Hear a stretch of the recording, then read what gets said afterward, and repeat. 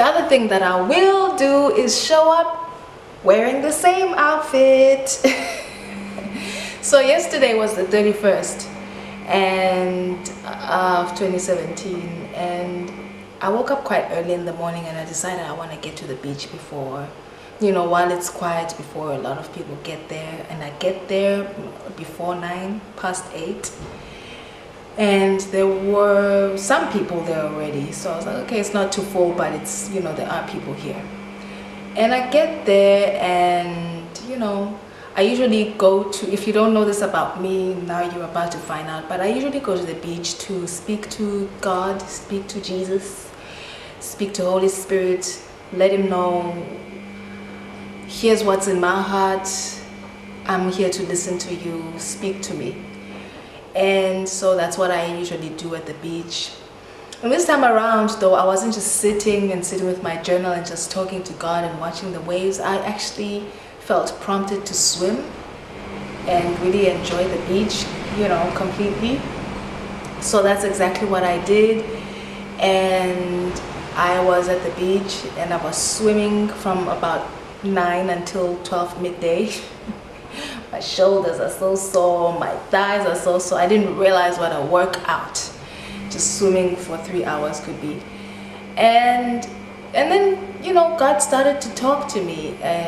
I was just noticing a couple of things, that when I started interacting with the ocean and the waves, I had to find my feet, like, oh, this is how I jump, or this is what I do when this kind of wave comes. This is how I approach this kind of wave. And I was watching as well other people approach the waves in different ways. Other people would go under the wave, other people would go over the waves, some people would stand and let the wave just hit them, so they would go through the wave. And God was just speaking to me and saying, catch a wave and ride it, and while you are riding the wave, you will figure out how to swim in that wave, whether you go under it or you go over it, or you stand and let it hit you, or you just need to jump every time a wave comes. But the bottom line is that you always land on your feet. And with each hour I got better at how to navigate the ocean, and I was getting deeper and deeper and deeper into the ocean. And take that how you will, but I already saw how God was talking to me. And this year for me is going to be about catching the wave and riding. The hardest thing you can do in life is swimming upstream when the wave is going the opposite direction. And one of the things I experienced yesterday was that it was so much more fun and so much more blissful and so much more just exhilarating to go in the direction that the wave was taking me. Just jumping into the wave and letting go, and it would take me towards the shore. And that was so much fun, and that let me know that, try not to spend life swimming upstream if life is going this way. It's actually more enjoyable that if life is going the wave of life, the stream and the flow of life is going this way, flow with the current. Swimming upstream is hard, and it makes life unbearable. It makes life not nice. So swim with the current, with the direction of the current, and you're going to land on your feet. And the current knows. You see, I like that the current of the ocean pushes you back onto the shore, because it knows where you're supposed to be and where you're supposed to walk, and exactly which atmosphere you built for. And you built for the earth, you're not built for the ocean. So that's why it pushes you back to the shore, where you can actually walk and function at your best ability.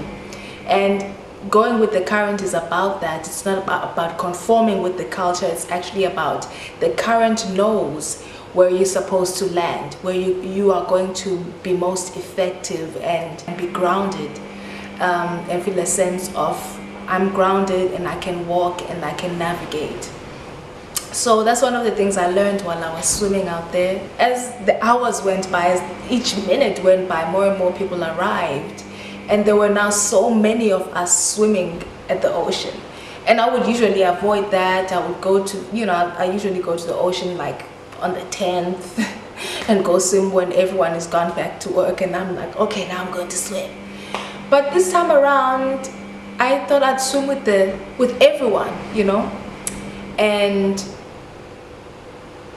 in the midst of watching all of us swimming amongst each other and having fun and interacting with each other and just enjoying ourselves in the water in the most amazing way, I just saw that, oh my gosh, this is what it means. This is what the statement that there is enough pieces in the pie for everyone means. We all had a space to swim, and we were all enjoying ourselves. It wasn't like, oh, it's so crowded, I don't want all these people touching me. In fact, I was happy if someone was holding on to me because they were falling. I was happy to pull them up, you know.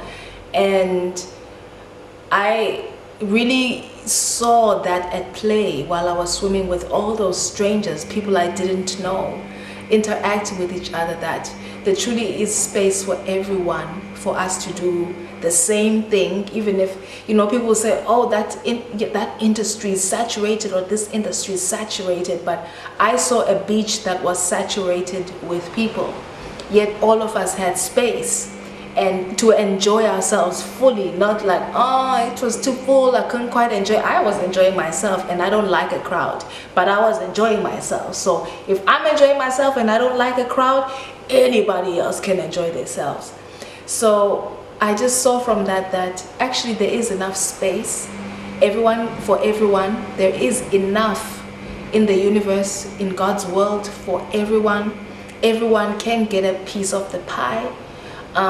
Don't get nervous about seeing how many people there are anticipating to get a slice of the pie. You're also going to get a slice of the pie. I think it's when you start believing that there's space for you, that you retreat from being in the running to be able to get a piece of the pie, that you don't then get a piece of the pie.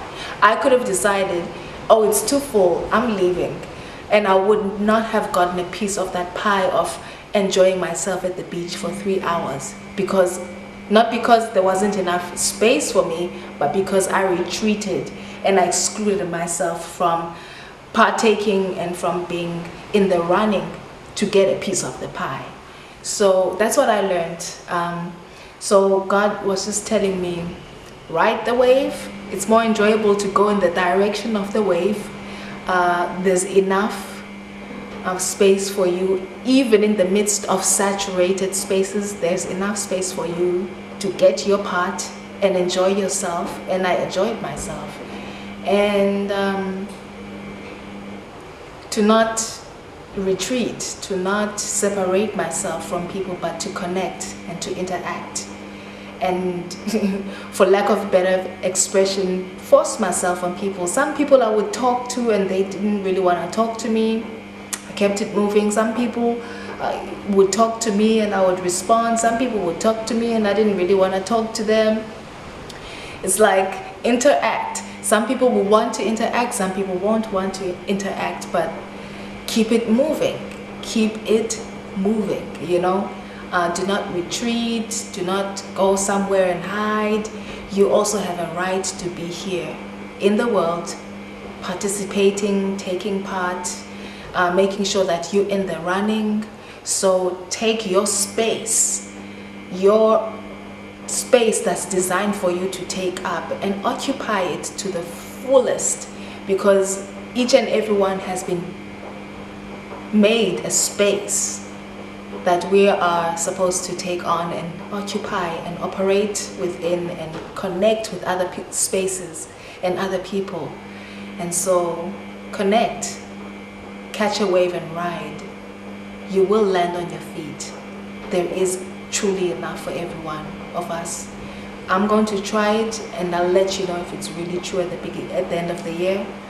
And I get it, God is not a liar, so I get a feeling that when I come back here and I tell you about there being enough for everyone, I'll have a testimony, I'll have proof to show you that there truly is enough for everyone, as long as you stay plugged in, as long as you stay connected.